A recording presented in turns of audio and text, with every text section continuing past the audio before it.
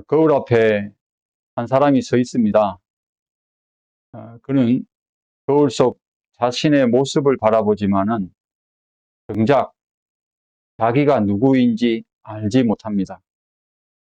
교회에서는 경건한 신자로, 또 세상에서는 괜찮은 사람으로 보입니다.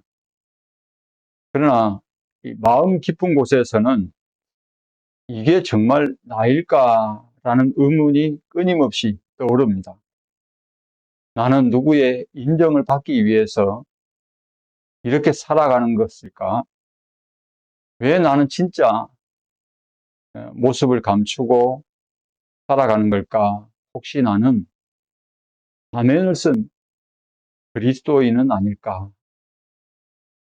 오늘 본문에서 우리는 중요한 장면을 보게 됩니다.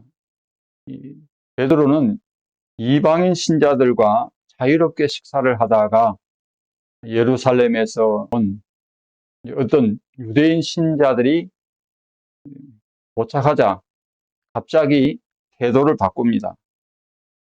바울은 그 모습을 보고 베드로를 강하게 책망합니다. 이는 베드로가 진실한 신앙을 가진 모습이 아니라 사람들의 시선을 의식한 가면을 쓴 그리스도인으로 보였기 때문입니다. 사람들은 우리의 가면 쓴 모습을 보지만은 하나님은 가면을 벗은 우리의 진짜 모습과 신앙을 보십니다. 오늘 주어진 본문 말씀을 통해 여러분께 세 가지 질문을 던지려고 합니다. 이 말씀을 통해 우리의 신앙을 다시 한번 점검하고 하나님과 사람 앞에서 가면을 벗은 진정한 내 모습과 신앙을 발견할 수 있기를 주님의 이름으로 축복합니다. 자, 첫째, 나는 연기하는 배우처럼 신앙생활을 하고 있지는 않는가입니다. 그 말씀이 본문 11절에서 13절 말씀입니다. 여러분, 그리스도인은 드라마를 찍거나 연극 무대에서 연기를 하는 배우가 아닙니다. 우리는 다큐멘터리에 담긴 실제 인물입니다. 드라마는 주로 허구의 이야기나 인물을 다루지만은 다큐멘터리는 실제 사건, 또 실제 인물, 또 실제로 일어나고 있는 사회 문제 등을, 또 과거에 일어났던 사회 문제 등을 다룹니다. 그래서 드라마는 실제 모습을 그대로 보여주지 않지만은 다큐멘터리는 있는 모습 그대로 보여줍니다. 이렇게 본다면은 그리스도인의 신앙생활은 연출된 것이 아니라 있는 모습을 그대로 보여주는 것이어야 합니다. 자, 그렇다면은 바울이 본 본문 12절에 나타난 베드로의 모습은 어떻습니까? 연기에 가깝습니까? 아니면 다큐멘터리에 가깝습니까? 베드로가 안디옥에 이르렀을 때에 그의 행동이 바울의 눈에 포착됩니다. 야고보에게서 온 유대인 신자들이 오기 전에는 이 베드로가 함께한 유대인들과 그리고 그의 동역자인 바나바와 함께 이방인들과 음식을 함께 먹고 있었습니다. 그러다가 어떤 유대인 신자들이 도착했을 때에 어떻게 베드로의 태도가 바뀝니까? 음식을 이렇게 먹고 있다가 급하게 자리를 피한 거예요. 그 자리를 떠나 물러갔다고 했습니다. 자신이 방금 전에는 이방인과 함께 마음 놓고 자유롭게 이렇게 이야기도 하고 식사를 하다가 그 유대인 신자들이 이제 도착하니까 이 모습을 보고 어떻게 했습니까? 음식을 먹지 않았던 것처럼 그걸 보이지 않게 하기 위해서 어떻게 보면 연기를 했다라고 생각해 볼 수가 있는 것입니다. 자, 우리 중 어떤 분은 아니 베드로의 이런 행동은 그가 뭐 적절한 상황에 맞게 적절하게 그가 대처한 그런 융통성을 발휘한 것 아니냐라고 그렇게 이해하는 분도 있습니다. 자, 그렇다면은 바울이 보기에 베드로의 어떤 모습이 가면 쓴 이제 신앙인처럼 보였던 것입니까? 먼저 생각해 볼 것은 이 사건이 안디옥에서 일어났다는 것입니다. 안디옥은 고대 사마리아의 수도였던 안티오키아로 지중해 동부 해안 이제 근처에 위치한 중요한 상업 및 문화 중심지로서 다양한 민족과 문화가 공존하던 곳이었습니다. 거기 기독교 역사에서 안디옥은 이방인 선교의 중심지로 알려져 있었습니다. 여러분이 본 성경을 보게 되면은 사도행전 11장에 가보시면은 스데반의 순교 이후에 이제 박해를 피해서 제자들이 흩어지잖아요. 그래서 이 흩어진 신자들이 안디옥에 이르러 가지고 어떻게 했다고 했어요? 헬라인들에게, 이방인들에게 말입니다. 복음을 전하였고 많은 이방인들이 주께로 돌아왔다고 했습니다. 이에 따라서 안디옥 교회는 유대인과 이방인 신자들이 함께 모이는 공동체로 성장할 수가 있었습니다. 또한 사도행전 11장 26절에 보시면은 제자들이 안디옥에서 비로소 그리스도인이라 라는 칭호를 받게 되었다고 기록되어 있어서 이 안디옥 교회야말로 유대인과 이방인 신자들이 예배하며 새로운 공동체를 형성한 중요한 장소였다는 것입니다. 그러나 우리가 베드로의 이중적인 이 태도를 보듯이 여전히 안디옥 교회 내에서는 유대인 신자와 이방인 신자 사이에 갈등이 존재하고 있었습니다. 바로 이러한 상황에서 베드로가 함께 식사한 이 유대인 신자와 이방인 신자에게 보여준 행동이 이제 서로 다른 두 계층을 하나로 묶기보다는 어떻게 하는 것입니까? 갈라서게 하는 것이었고, 여전히 유대인이 이방인에 대한 편견과 차별이 존재하고 있음을 드러낸 사건이었다는 것입니다. 이처럼 바울의 눈에 비친 베드로의 이 이중적인 신앙생활은 그와 함께한 남은 유대인들이라 그랬죠. 그리고 바울의 동역자인 이 바나바에게도 부정적인 영향을 미쳤다는 거예요. 본문에 보니까 남은 유대인들도 바나바도 이 베드로의 외식에 유혹되었다 그랬어요. 자, 그래서 이 그리스도 안에서도 할례받지 않은 이방인은 여전히 함께 할 수 없는 사람이라는 인식을 심어줬다는 거예요. 개인적으로는 몰래 교제할 수는 있지만은 다 사람들이 보는 앞에서 공개적으로 유대인 신자와 이방인 신자가 어울리는 것은 아직까지는 허락되지 않았구나라는 인식을 심어줬다는 거예요. 자, 이는 바울의 이방인 선교 사역에 큰 타격을 줄 수도 있을 뿐만 아니라 유대인 신자와 이방인 신자 간의 갈등을 더욱 부추겨서 초기 이제 교회 공동체를 와해시킬 만큼 중대한 사건이라는 거예요. 이것이 바울이 본 관점입니다. 그래서 바울은 아예 베드로를 대놓고 사람들이 있는 데서 공개적으로 책망을 했던 것입니다. 결국 베드로가 드라마를 찍는 듯한 연기를 했다는 것을 하나님뿐만 아니라 바울도 그리고 안디옥의 이방인 신자들까지 모두 알게 된 거예요. 그러므로 베드로가 의도하지 않았던 일이라도 이제 사람들의 눈에는 그의 연기가 탄로난 거예요. 가면을 쓴 그리스도인의 모습을 하고 있었던 것입니다. 그럼 베드로도 충분히 변명할 수 있을 거예요. 오늘 성경에 나와 있잖아요. 그가 할례자를 대표하는 사도이잖아요. 그러기에 할례받지 않은 이방인과 함께 음식을 먹다가 그 사실이 탄로날까봐 두려워했다는 거예요. 그러나 여러분, 드러날 것을 두려워하여 가면을 썼다면은 가면을 벗은 베드로의 진짜 모습은 어떻습니까? 자, 사도행전 10장에 가보세요. 보시면은 이방인 고넬료를 이제 방문하기 전에, 만나기 전에 베드로가 환상을 보잖아요. 그렇죠. 보자기 4기퉁에 매어서 이제 하늘에서 내려온 이 환상을 봤잖아요. 이것을 잡아먹으려 했지만은 베드로가 먹기를 꺼려했잖아. 꺼려했습니다. 그렇죠.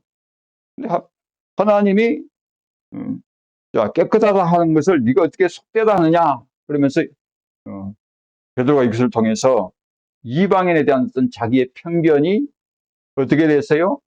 깨졌어야 되는 거죠. 그러나 가면을 벗은 베드로의 진짜 모습은 여전히 할례받지 않은 이방인이 불편했던 것입니다. 사랑하는 성도 여러분, 우리도 신앙생활에서 사람들의 시선을 두려워해서 어떻습니까? 진실한 내 모습을 감추고 우리가 살아가잖아요. 진짜 내 신앙을 들키지 않으려고 우리는 가면을 쓰고 살아가고 있는 것은 아닌지 우리는 자기를 돌아보아야 할 것입니다. 하나님과 사람들 앞에서 가면을 벗고 진실한 모습으로 살아가는 저와 여러분이 되시기를 주님의 이름으로 축복합니다. 자, 둘째로, 나는 가면을 쓴 채 다른 사람을 정죄하며 살아가고 있지는 않는가입니다. 그것이 오늘 본문 14절에서 16절 말씀입니다. 여러분, 일반적으로 사람들이 어떻습니까? 가면을 쓰고 다른 사람을 비방하고 정죄하는 것이 얼굴을 드러내고 비방하는 것보다 심리적으로는 더 쉬운 일이라고 합니다. 쉬운 일이라고 그래요. 이는 익명성이 제공하는 심리적 거리감과 책임 회피 때문입니다. 그렇다면 바울은 왜 이토록 사도 베드로를 공개적으로 얼굴이 부끄러울 정도로 대놓고 책망을 했는가? 자, 가면을 쓰고 있는 베드로의 진짜 모습에 아직도 유대인의 혈통에 매여 있음을 바울이 본 거예요. 그러니까 베드로가 누구보다도 본을 보여야 할 예루살렘 교회의 지도자임에도 복음의 진리를 따라 바르게 행하지 않았기 때문입니다. 베드로가 다수의 할례자를 의식해서 소수의 이방인을 이제 회피한 것은 할례받지 않은 이방인과 음식을 함께 먹었다는 비난을 회피하려는 것에서 비롯되었다고 할 것입니다. 사실 베드로는 이방인과 함께 식탁 교제를 나누었음에도 할례받은 자의 무리에 자신을 포함해서 할례받지 않은 이방인을 정죄한 결과를 낳게 한 거예요. 그러니까 자기는 의도하진 않았지만은 자신도 가면을 쓴 채 이방인을 판단하고 정죄한 무리 속에 들어간 거예요. 결국 베드로도 이방인을 위하는 척 했다는 비난을 피할 수 없습니다. 이런 베드로의 마음에는 뿌리 깊은 선민의식이 자리를 차지하고 있었습니다. 자, 성경 출애굽기 12장 48절 말씀에 보시면은 여러분 타국인은 곧 이방인이 여호와의 유월절을 지키고자 한다면은 먼저 해야 할 일이 있어요. 그것이 무엇이냐? 이제 조건을 갖춰야 되는데 그 모든 남자는 할례를 받은 후에야 이 유월절 음식에 참여할 수가 있고 유월절에 이제 의식에 참여할 수가 있는 거예요. 그러니까 이 구약 성경의 구절이 이제 베드로의 잠재의식 속에 이 할례 문제가 튀어나올 때마다 그때마다 자동 반사적으로 우리가 그렇잖아요. 무릎을 딱 뭡니까 병원에 가면 치면은 이런 뭐 세모형의 어떤 막대를 가지고 망치처럼 이렇게 탁 치면은 조건 반사적으로 탁 무릎이 올라오는 것처럼 그렇죠. 그때마다 자동 반사적으로 반응했다는 거예요. 자, 이러한 베드로의 위선적인 태도는 이방인 신자 처지에서는 불쾌하고 상처를 주기에는 충분한 거예요. 자기가 비록 그리스도인이 되었어도 유대인 신자와 함께 교제하려면, 식탁 교제를 함께 하려면은, 할례는 피할 수 없구나라는 이 부담을 누가 가지게 된 거예요? 이방인 신자가 가지게 된 거예요. 할례 받지 않는 이방인 신자. 결국 베드로는 본인은 의도하지 않았지만은 결과적으로는 이방인에게 억지로 할례 받기를 강요하게 된 것입니다. 그래서 바울이 본문 14절에서 이렇게 말합니다. 베드로에게 네가 유대인으로서 이방인을 따르고 유대인답게 살지 아니하면서 어찌해서 억지로 이방인을 유대인답게 살게 하려느냐라고 책망한 것입니다.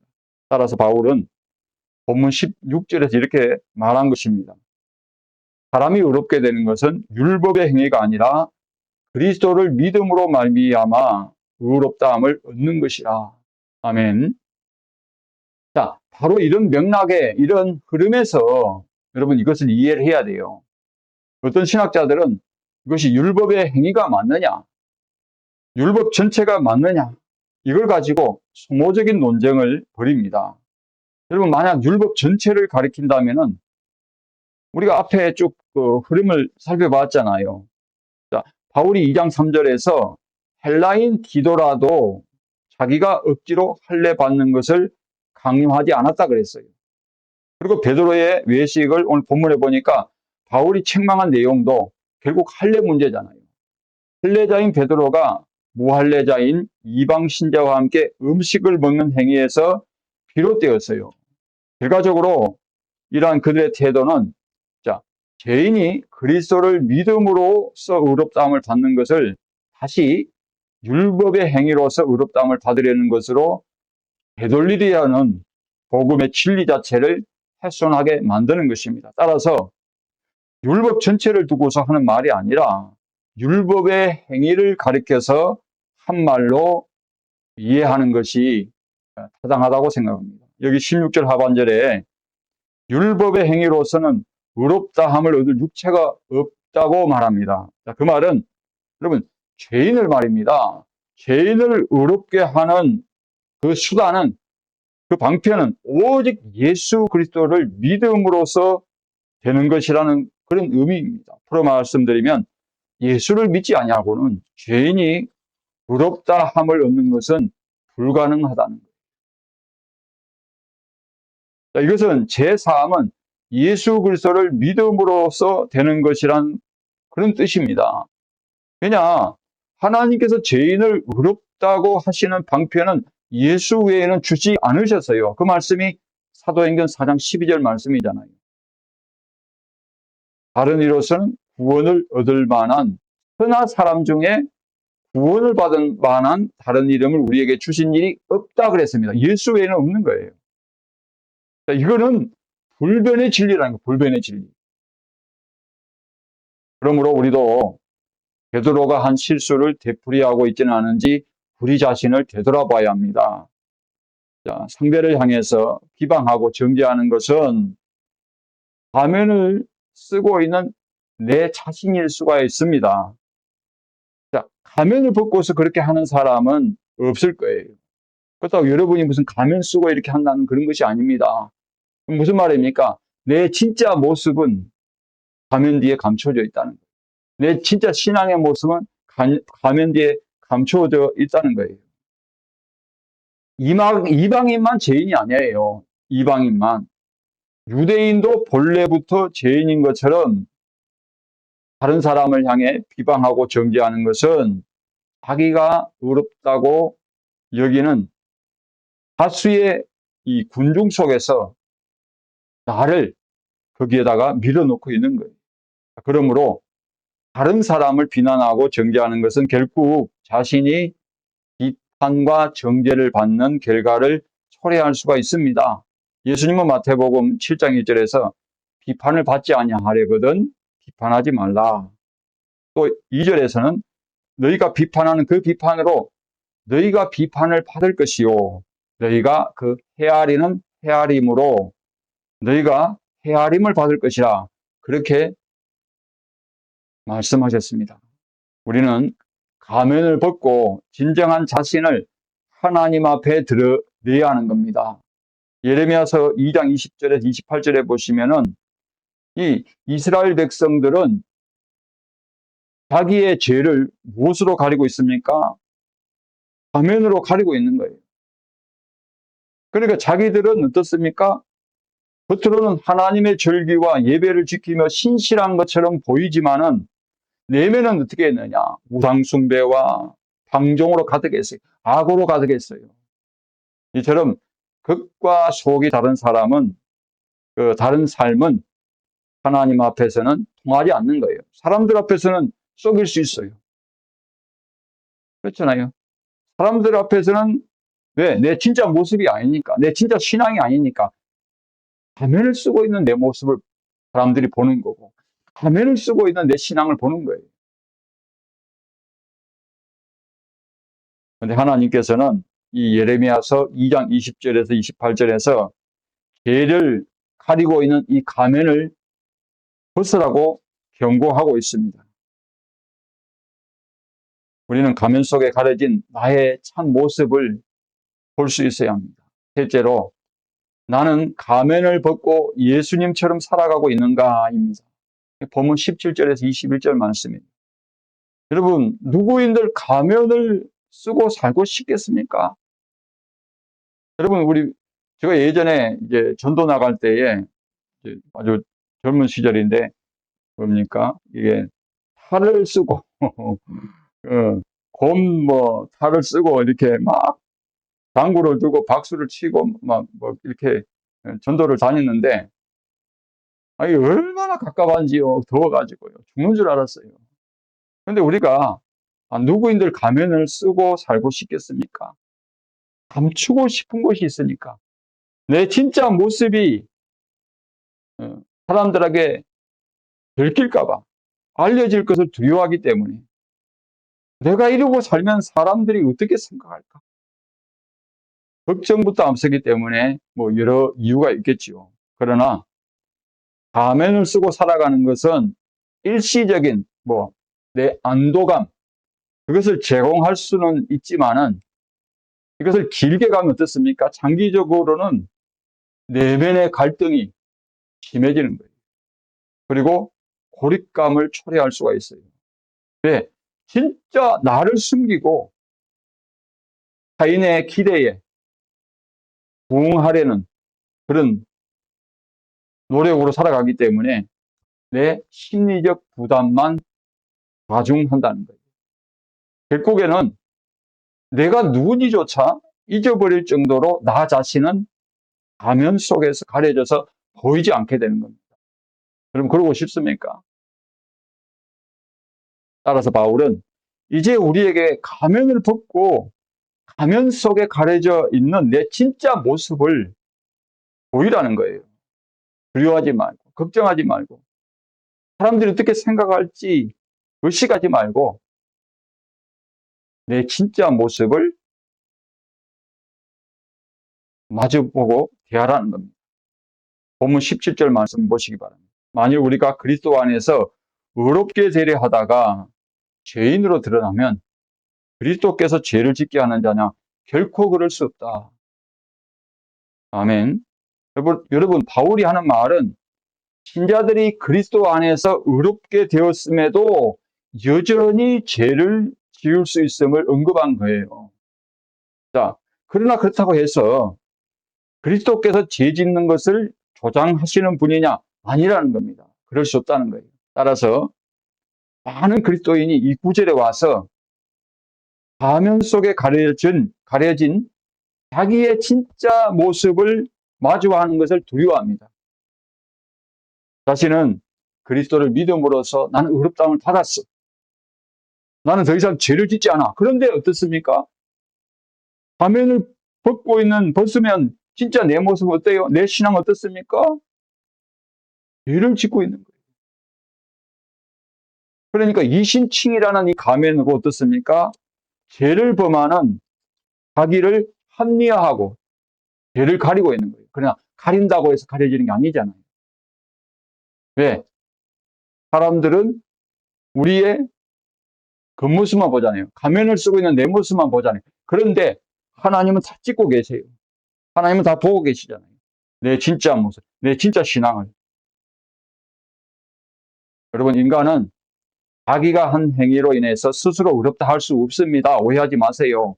의롭다 함을 선언하시는 분은 인간이 아니라 내가 아니라 하나님이십니다. 그런데도 율법의 행위로서 의롭다 함을 얻으려는 것은 본문 18절에서 바울이 언급한 것처럼 헐었던 것을 다시 세우는 자와 같다는 거예요. 그러므로 여러분, 의롭게 되는 것과 의롭게 살려는 것은 구별해서 이해해야 돼요.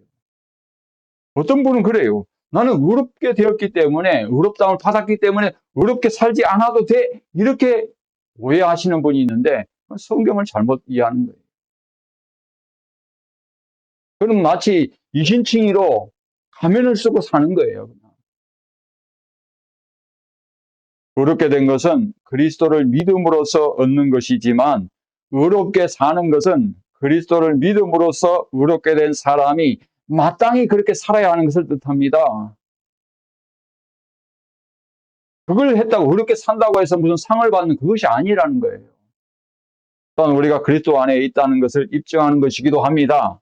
곧 그리스도를 믿음으로써 의롭다고 함을 얻은 자는 의롭게 하려고 하는 것이 당연하다는 거예요. 상 받는 것이 아니고요. 잘한 일도 아니에요. 당연한 거예요. 마땅한 거예요. 왜? 그리스도는 의로우신 분이잖아요. 내가 그리스도 안에 있고 내가 그리스도와 하나 됐다는 걸 어떻게 알 수 있어요? 내가 의를 행하면 알 수 있는 거잖아요. 우리는 이미 그리스도를 믿음으로써 그리스도와 함께 연합되었다고 했어요. 성경에 나와 있잖아요.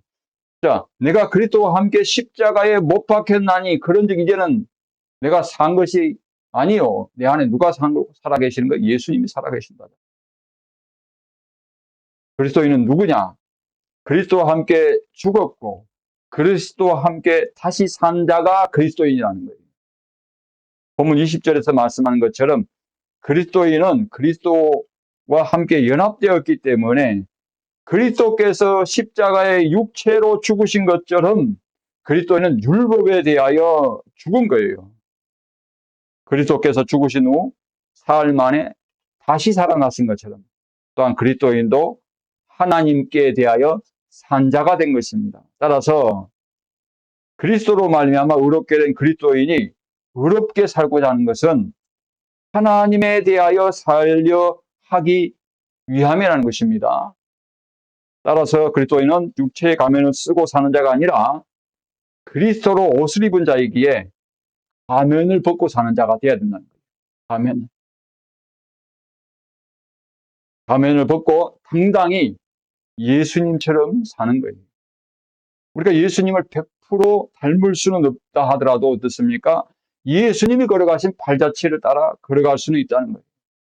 바울은 그러한 예수님을 따라 사는 삶을 20절에서 이렇게 표현하고 있죠. 이제 내가 육체 가운데 사는 것은 나를 사랑하사 나를 위하여 자기 몸을 버리신 하나님의 아들을 믿는 믿음 안에 사는 것이다. 그러면 바꿔 말하면 하나님의 아들을 믿는 믿음 안에 사는 것은 무엇입니까? 예수님께서 나를 사랑하고 나를 위해서 자기 목숨을 버리신 것처럼 그렇게 사는 거예요. 그러니까 나를 위해 사는 게 아니라 그 말입니다. 나를 위해 살지 아니하고 누구를 위해 사는 거예요? 내 이웃, 내 원수, 내가 해모하는 사람. 바로 그런 삶이 예수님이 걸어가신 발자취를 따라 가는 삶입니다. 마태복음 25장 35절에 36절 말씀에 보시면은 자, 우리가 예수님께 직접 대접하고 섬기지는 않았지만은 예수님 뭐라고 말씀하셨어요? 이 지극히 작은 자 하나에게 한 것이 곧 나한테 한 것이다 그랬어요. 무슨 말입니까? 내 이웃이 줄일 때에 먹을 것을 주었고, 목마를 때 마시게 하였고, 나그네 되었을 때 영접하였고, 벌벗었을 때에 옷을 입혔고, 병들었을 때 돌보았고, 옥에 갇혔을 때에 와보는 그런 삶을 사는 것을 의미합니다. 이러한 모습이 가면을 벗은 저와 여러분의 모습이 되어야 된다는 거예요. 이런 신앙이 되어야 할 줄로 믿으시기를 바랍니다. 말씀을 마칩니다. 사랑하는 성도 여러분, 예수님을 따르는 삶은 가면을 벗고 자신의 진짜 모습과 진정한 신앙을 드러내는 삶이어야 한다. 우리는 예수님께서 우리를 위해 자기 자신을 버리신 것처럼 나를 사랑하고 나를 위해 사는 삶이 아니라 내게 돌아올 손익계산을 따져서 사는 삶이 아니라 손해가 날지라도 불이익이 돌아올지라도 이웃의 아픔을 외면하는 것이 아니라 선한 사마리아처럼 그 사마리아 사람처럼 말입니다. 강도 만난 자의 이웃이 되어서 예수님의 본을 따라 진정한 그리스도인의 삶을 살아가시기를 주님의 이름으로 축복합니다.